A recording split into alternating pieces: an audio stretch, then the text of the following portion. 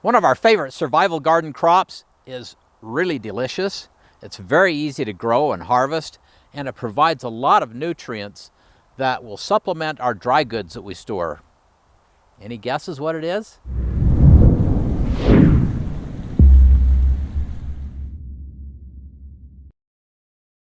Hey Provident Preppers, I'm Kylene. And I'm Jonathan, and carrots have been part of our gardens for many years for some really great reasons. Carrots are a nutritional powerhouse. They have vitamin A and vitamin C along with other nutrients, but vitamin A and C are one of the things that are difficult to get from your stored dry goods. So this is a great way to supplement some of the nutrition. They're easy to grow, and we'll talk a little bit about that, but pretty much you can't fail when you grow carrots, and that makes them the ideal survival garden crop. One of the reasons why carrots are our top survival crop is because they could literally be grown anywhere. I've got a couple books. This one's the indoor kitchen gardening book, and in it, she's growing them inside in pots. And in this other one, amazingly beautiful. Carrots can be so pretty. So when you talk about putting them in your front landscape, they grow this beautiful fern-like greenery that can be just low and provide this beautiful background. Nobody needs to know that you're growing carrots there, right? So don't underestimate where you can grow them. Like, you can grow them in pots, you can grow them in with your regular landscape, or you can grow them in the garden traditionally, like what we do. Now, carrots, you can grow about 6 to 12 of them in one little square foot. That's some pretty dense planting. And they mature in about 55 to 80 days. So if you plant them every 3 weeks, you can have this succession crop where you're just harvesting them continually. And they are such a nutritional powerhouse. Vitamin A, vitamin B6, biotin, vitamin C, vitamin K1. They've got lots of nutrients in, and especially if we're using our dry goods, you're going to be short on vitamins A and C especially. And so this provides that. That's the value of the garden, is it provides those extra nutrients to keep you strong and healthy. They store well in the ground. We'll go out and take a look at how we dug them out of the ground in April so that we can plant the next batch. So pretty amazing. They can be dehydrated, they can be bottled, they can be freeze-dried, and they'll last in the fridge for several weeks just on their own. So amazing for nutritional and storage capabilities. One year when we harvested them all, we bottled them, and these are wonderful to add in soups and stuff, but you have to pressure can them. This year I'm going to take all of these and I'm just going to freeze dry them, and they should be good on the shelf for like 25 years. Your highest nutrition is going to be in the fresh carrot, and considering that we can store these all winter long and have them in the spring before our regular garden gets growing, that's one of the reasons why they are an incredible survival crop. Now let's talk a little bit about the care of the carrots. Now, we have them in a raised bed, and to get the ideal carrot, you need to have soil that's free of rocks and that has a lot of organic matter in it. Otherwise, when you have rocks and such in your soil, you'll have different carrots that are like this. And I love these. Really creative art. It's super adorable. It's a little bit harder to peel. Yeah. And carrots need to be weeded, and if you don't thin them, you'll get little tiny carrots like these. And these were planted at the same time in the same bed as these.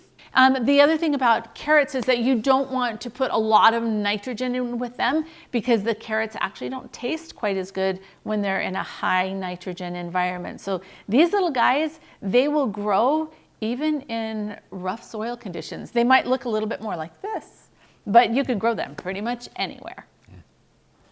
Carrots are storage champions. I mean, these dudes will store in the fridge after they're out of the ground. They can store in the fridge for several weeks, or you can dehydrate them, you can freeze dry them, you can even pickle them.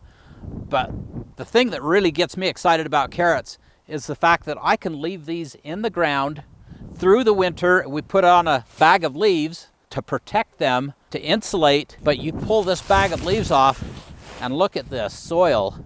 I mean, we've got worms growing in here. The soil is beautiful, and even in the middle of winter, it's nice and warm under there. There's all kinds of creatures, but the exciting thing is these carrots, and we can come out and dig these carrots, and I mean, they just come out in bunches. These are stored clear through the winter, and we're April 24th today, and we're just getting them out because it's time to plant more. After they've wintered over, they are even more amazing in their taste. They're just so sweet. To me, this is just so exciting to have this kind of resource and to be able to harvest all winter long. And then, like right now, we still have a bunch left. I guess ideally we would have had them all out by now, but they're still good, and we're looking forward to having these for our dinner and for some storage. I just wanted to show you the carrots that we had harvested out of here. Now remember, we grew onions in here along with the carrots, right? And we grew green beans, and we had the vining cucumbers and melons and all kinds of other stuff in here. And this is the harvest of the carrots that was just in all that extra space. Now, if you're going to grow perfect carrots, there are some things that you should know. First is one we learned from Tom Bartel's gardening class. He does biointensive gardening, and he's super fantastic. I loved that class. But what he does is he soaks the carrot seeds until you can just barely see that little root coming out. And then he makes this little cornstarch solution, make sure it's cool, and he drains those carrot seeds and he mixes that together, and then he puts it in a Ziploc bag, cuts a little hole on the end, and he just squeezes it and plants it, the nice thick stuff, all down that row. And the really nice thing about that is it kind of maintains the moisture for a little while, because they've got to be kept wet in order for them, or moist in order for them to germinate. Another way that I do it when I'm feeling really lazy is I will take some cornmeal and I'll put the seeds in there, and I will mix it inside this shaker, and then I'll just go and I'll shake the seeds where I want to plant them in the garden. And then I have a patch versus the rows. You could still shake it a little bit in the rows down there if you want. But that's another way that you can kind of make it so you don't get quite as many seeds planted, so you don't have to do as much thinning, because remember we talked about what happens when you don't thin them. But I'd highly recommend the Tom Bartel's class. Another little secret or trick is that you can take a wet piece of carpet and put it on top of your newly planted seeds and wait for like 12 to 14 days and then pull it off, and you will see that your little tiny carrots have begun to sprout, and that's a great way to help with that moisture. I tried it with towels before and a sheet. Didn't work so well because they would dry out. But so there's all kinds of little tricks, but I definitely go and check out Tom Bartel's. Now, companion planting. So when you plant your carrots, if you plant a row of radishes right next to them, those radishes are going to develop very, very quickly, and you can harvest them before the carrots get very big at all. So that's a great succession planting kind of thing.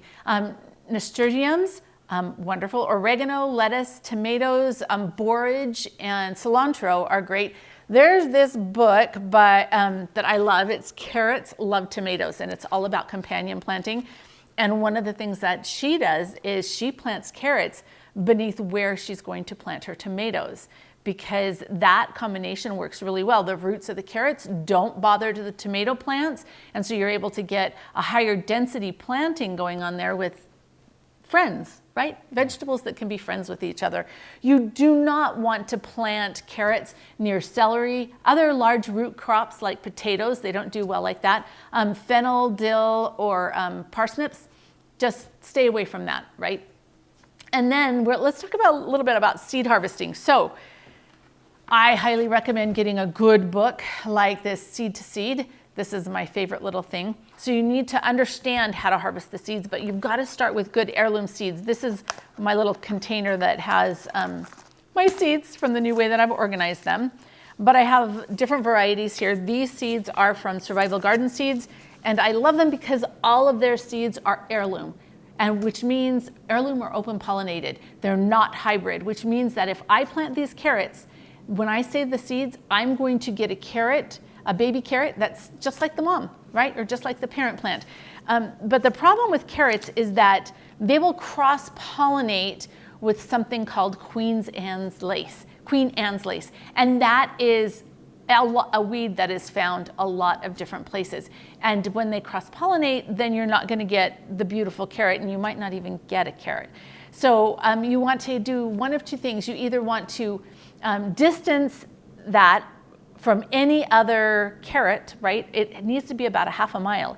So that's not something we can do. We don't have a half a mile, and we've got fields and Queen Anne's lace. I mean, it's a risk for us. So what you can do is you can put them in kind of an isolation cage. And that's just some type of cage that you've created that has, that'll keep the insects out so that the bees can't come cross-pollinate with your carrot seed. Now, one of the things I didn't mention is that this carrot was from last year, and it's not going to grow any seeds. But if we would have left this in the ground this year, it would grow a beautiful flower that the insects are super attracted to. There's little teeny tiny flowers. And then you could save the seeds from this, but it's biennial, so you collect the seeds the second year. So it takes a little while. You got to plan ahead. And then one other thing that I think I should mention about the seeds is that carrot seeds only have about a 3-year shelf life. So make sure that you are rotating them. Now, you can still get carrots from seeds that are 6 or 7 years old, but the germination rate is going to be significantly less. And because it's a great survival crop, I'd make sure that you are buying or saving new seeds every single year so that you've got a backup. One of the things I really like about the carrots is there's no waste, because we harvest these, the tops, the bottoms, any of the peels. If we peel them, a lot of times I won't even peel them because I like just leave the skin on, and I'll eat them right out of the garden. But any of that stuff will go out to the chickens or the rabbits, or we'll compost it back in. So there's absolutely no waste with these, and they're so versatile because, like I said, I'll be out in the garden and I'll just pull one up and clean it off a little bit and eat it. And that may sound a little weird, but I try and get most of the dirt off for her garden. I think it's very nutritious dirt. We don't have any chemicals, right? All we have is horse manure, not horse, cow manure in there, and rabbit manure, and yeah, maybe he should wash it. But I love to eat them raw, and I love them cooked. We just steam them in a steamer pot. So outstanding. And they work fantastic in different soups and stews. And in fact, just the other night, I made a homemade pasta sauce, and it was a vegetable one. And so we had cut up zucchini in it and cut up carrots. And you can add it to just about anything because the flavor is sweet, but it's also mild, like a carrot salad with raisins and pineapple, things like that. There's so many different things that you can do with carrots to add that nutrition that you won't get tired of them either. And that makes them a really good survival crop. So let's wrap this up. If you can't tell, we love carrots, and we think you should love carrots too. So if you carrot all, that was bad. Grow some carrots. And now for the question of the day. What is your favorite survival crop? Share with us. And thanks for being part of the solution.